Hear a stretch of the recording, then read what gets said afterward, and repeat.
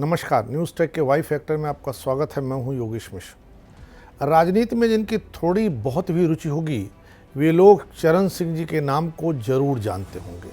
चरण सिंह उत्तर प्रदेश के मुख्यमंत्री और देश के प्रधानमंत्री के पदों पर रह चुके हैं। आज उत्तर प्रदेश में उनकी तीसरी पीढ़ी जयंत चौधरी के रूप में सियासत कर रही है। उनके बेटे चौधरी अजीत सिंह के बाद अब उनकी पार्टी राष्ट्रीय लोकदल की कमान जयंत चौधरी के हाथ है। जयंत चौधरी फिलहाल अखिलेश यादव के गठबंधन के हिस्सा हैं। अखिलेश ने जयंत चौधरी के साथ हाथ इसलिए मिलाया था क्योंकि उम्मीद थी कि जाट वोटों को अपने पाले में वह ला सकेंगे, लेकिन ऐसा हो नहीं सका। भारतीय उपमहाद्वीप के गत सदी के राजनीतिक इतिहास में चौधरी चरण सिंह एक विलक्षण शख्सियत रहे। वे मुख्यमंत्री तथा प्रधानमंत्री बने, मगर दल बदल करके। मोरारजी देसाई को गिराकर चरण सिंह उठे थे। किसान नेता के नाते चौधरी चरण सिंह उस समय इकलौते व्यक्ति थे जो जवाहरलाल नेहरू की भर्त्सना करते थे। उस वक्त जब प्रधानमंत्री प्रभुता, व्यक्तित्व और जन समर्थन में सर्वोच्च थे। एक ही वक्त पार्टी अध्यक्ष और प्रधानमंत्री रहे। नेहरू ने नागपुर में हुई कांग्रेस के 64वें अधिवेशन में सोवियत रूस की मार्क्सवादी प्रयोग वाली सामूहिक कृषि पद्धति का प्रस्ताव रखा। नेहरू इस प्रस्ताव को पार्टी पर थोप रहे थे। हालांकि चरण सिंह के जबरदस्त विरोध के चलते नेहरू सहम गए और उन्होंने अपने पैर पीछे खींचे। नेहरू बड़े उद्योगों के हिमायती थे। ऐसी स्थिति में कृषि का हाशिए पर आ जाना स्वाभाविक था। भारी उद्योगों के प्रति अपने लगाव के चलते नेहरू ने कृषि को द्वितीय दर्जे में रखा था। चरण सिंह के विरोध से प्रधानमंत्री ने अपना प्रस्ताव वापस लिया। चंपारण के बाद किसानों की यह पहली विजय थी। यह ब्रिटिश राज के प्रतिरोध में थी। नागपुर में यह तानाशाही की मुखालफत में थी। अमूमन पार्टीजन अध्यक्ष के प्रस्ताव के विरोध में मौन रहते हैं, गूंगे बन जाते हैं, मगर चरण सिंह ही थे जिन्होंने आज़ादी के बाद उत्तर प्रदेश में जमींदारों का जोर शोर से विरोध किया और उन्हें समाप्त कर दिया। इन अंग्रेजी साम्राज्यवादियों के समर्थक भूस्वामियों की रफ़ी अहमद किदवई ने भाड़े पर चलने वाले इक्का तांगा वालों से समानता की थी, जो साम्राज्य के लिए गरीब कृषकों से वसूली करते थे। नेहरू के इस घोर किसान आलोचक चरण सिंह ने इंदिरा गांधी के बारे में कहा था कि मैं राजनीति छोड़ दूंगा अगर इंदिरा गांधी ज्वार और बाजरे में अंतर बता दें। इन्हीं प्रधानमंत्री के द्वितीय उत्तराधिकारी व बेटे संजय गांधी ने लखनऊ के कार्टर होटल की सभा में 1980 में किसानों से अपील की थी कि अधिक से अधिक शक्कर अपने खेतों में उगाइए।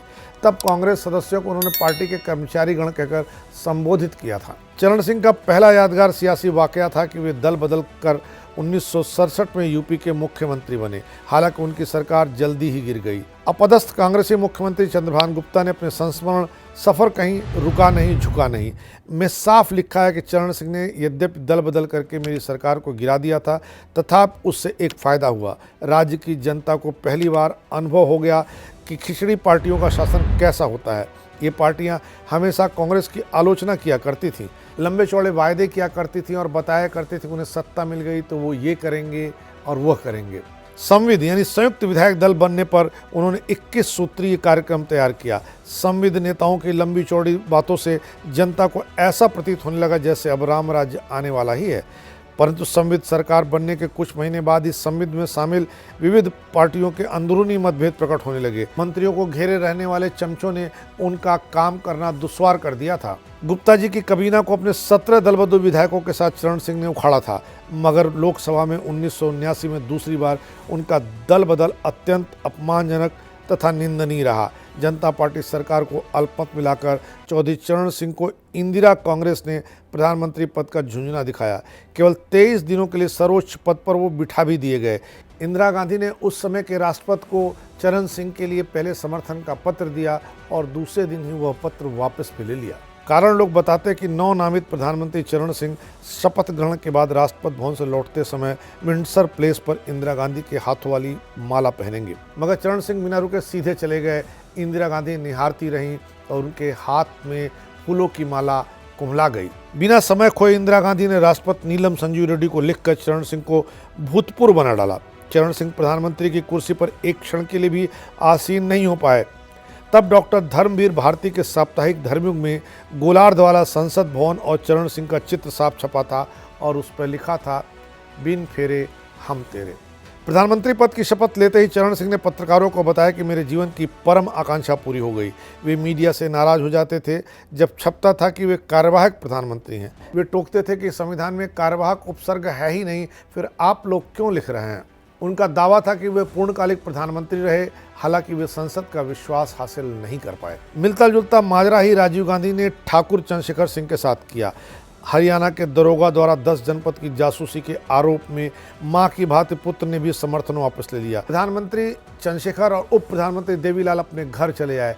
देवीलाल चौधरी चरण सिंह के अनुयायी रहे। दल बदल करके सरकार बनाने और उसके बाद हास्यास्पद स्थिति में सरकार के गिरने से चंद्रशेखर और मोरारजी देसाई ने सर्वोच्च पद का अवमूल्यन कर दिया। वैसे तो नियम है कि राजघाट पर प्रधानमंत्रियों का ही शव दहन होता है, लेकिन चौधरी चरण सिंह कार्यवाहक प्रधानमंत्री थे, फिर भी उनका शव वहीं जलाया गया। वहां उनकी समाधि भी बनी हुई है। इससे बदतर बात तो यह है कि संजय गांधी जो सिर्फ 5 साल सांसद रहे, उनकी भी समाधि वहीं है। हालांकि प्रधानमंत्री रहे नरसिम्हा राव की समाधि वहां नहीं बनाने दी गई और नरसिम्हा राव का देहांत हुआ तो सोनिया गांधी उनसे इतनी नाराज़ थी कि सोनिया ने नरसिम्हा राव का शव अपने पार्टी ऑफिस में भी नहीं आने दिया और सीधे उनके पैतृक गांव भेज दिया। और वे उस समय तक पहले प्रधानमंत्री थे जिनका शव दहन राजघाट पर नहीं हो पाया, अपने गांव में हुआ।